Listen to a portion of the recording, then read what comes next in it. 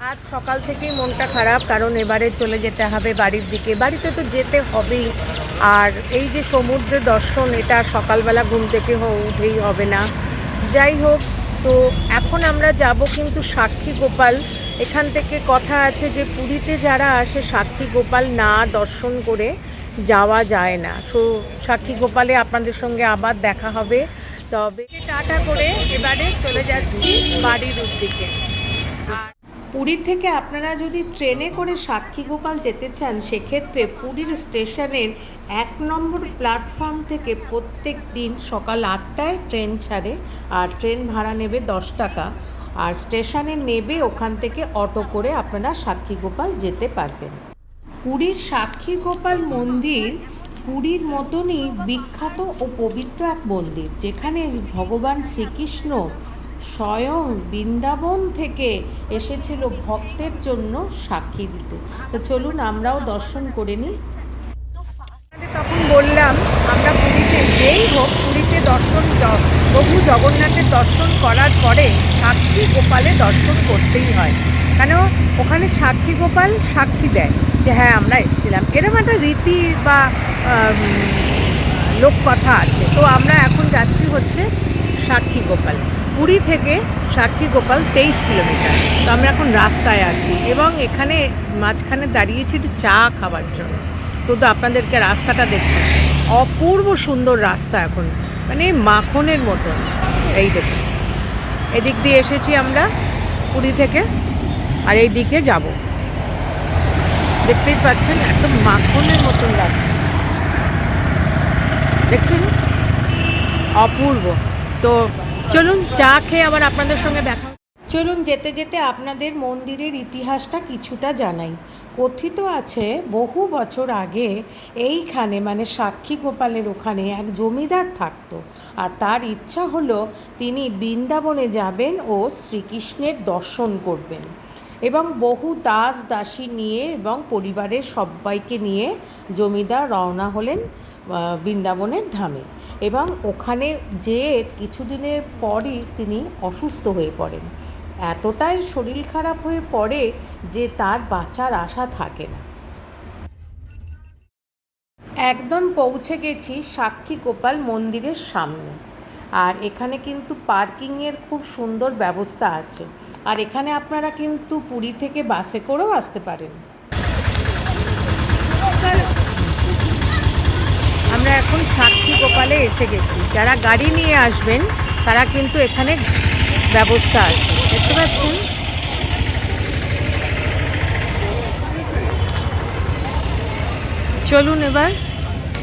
চলুন এবার ভেতরে মন্দিরে বা গোপালের দর্শন করে নিই। আর কী কী দেবতা আছে দেখুন।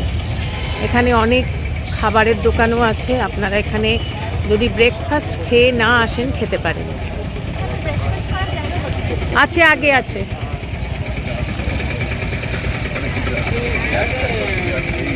এই হয়েছে মন্দিরটা, দেখুন।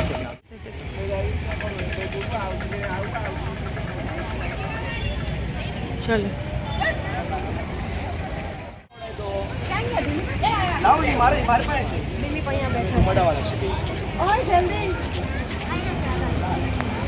এই দেখুন, মন্দিরটা রয়েছে একদমই প্রভু জগন্নাথের মন্দিরেরই মতো। দেখুন সামনেই রয়েছে অরুণ স্তম্ভ, আর একদম মূল গর্ভগৃহে কিন্তু নীলা চক্র আর একটা ধ্বজা উঠছে। আর তার সামনেও নাট মন্দির এবং সবই রয়েছে। কারুকার্যগুলো কিন্তু একদম প্রভু জগন্নাথের। আর সামনে দেখুন দুপাশে রয়েছে সিংহ দুয়ার, সিংহের অপূর্ব সুন্দর বিগ্রহ, সিংহ দুয়ার।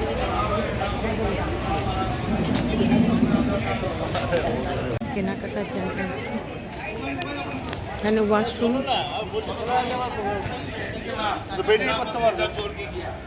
ভিতরে করতে পারবো না, বলছে তো। এখানে মূল গর্ভগৃহের বিগ্রহের ফটো তোলার একদমই অনুমতি নেই।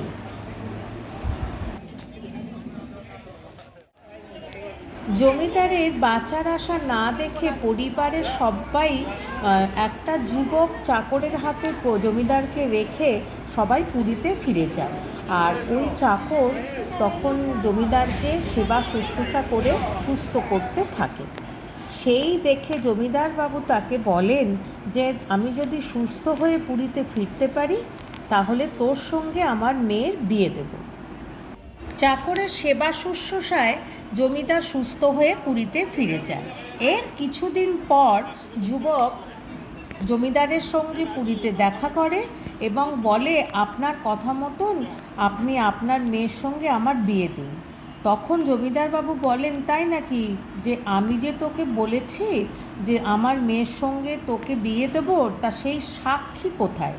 তোকে তো সাক্ষী নিয়ে আসতে হবে, আমি তো এমন কোনো কথা বলেছি বলে মনে হয় না।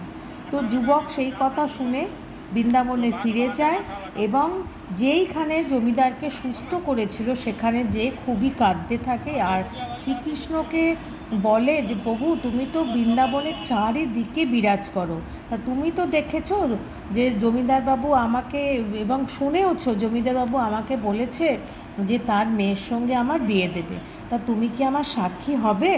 তখন এই বলে সে খুবই কাঁদতে থাকে। এরপরে একটা দৈববাণী হয় যে তুই যা, আমি তোর পেছন পেছন যাচ্ছি, আর তুই কিন্তু আমার পেছনের দিকে তাকাবি না, সামনের দিকে এগোতে লাগবি, আমি তোর সঙ্গে নিশ্চয়ই যাব সাক্ষী দিতে। আর যুবক তখন বলে আপনি যে আসছেন আমি বুঝবো কি করে? তখন বলছে আমার পায়ের নূপুরের আওয়াজ এই অবধি এসে শ্রীকৃষ্ণের পায়ের নূপুর এখানে খুলে যায় এবং তার নূপুরের আওয়াজ না পেয়ে বালক যেই পেছনে তাকায় অমনি শ্রীকৃষ্ণ এখানে নীল পাথরে পরিণত হয়ে যায়। আর সেই থেকেই এখানে সাক্ষী গোপাল হিসাবে শ্রীকৃষ্ণ আজও বিরাজ করছেন এবং পূজিত হচ্ছেন। সাক্ষী গোপালে এসে কিন্তু ভেতরে ভিডিওগ্রাফি অ্যালাউ নেই, যার জন্য আপনাদেরকে দেখাতে পারলাম না, কোনো বিগ্রহ দেখাতে পারলাম না। আর এখানে এসে আপনারা অতি অবশ্যই দর্শন করবেন, এখানে সাক্ষী দেয় এই জন্যই এখানে লোককথা আছে যে এখানে আসলে পুরী দর্শন জগন্নাথ দর্শন সাকসেস হয়। তো এই ছিল আমার আজকের সাক্ষী গোপাল। আর কেমন লাগলো অতি অবশ্যই আমাকে জানাবেন, লাইক শেয়ার আর সাবস্ক্রাইব করুন। Thanks for your time.